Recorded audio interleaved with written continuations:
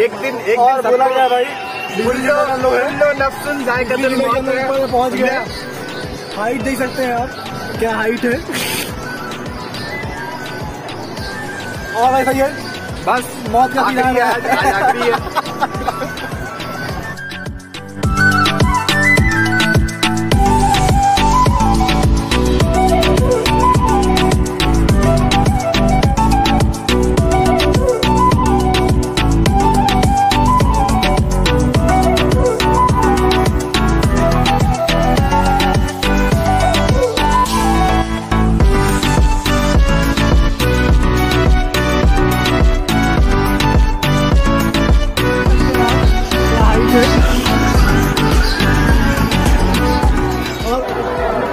Now we are going for the most dangerous ride. Now as we have tried the Bijli Jhula and the Nao Jhula.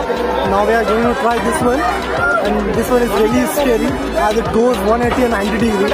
So now you can see the swing has started, and we are just going to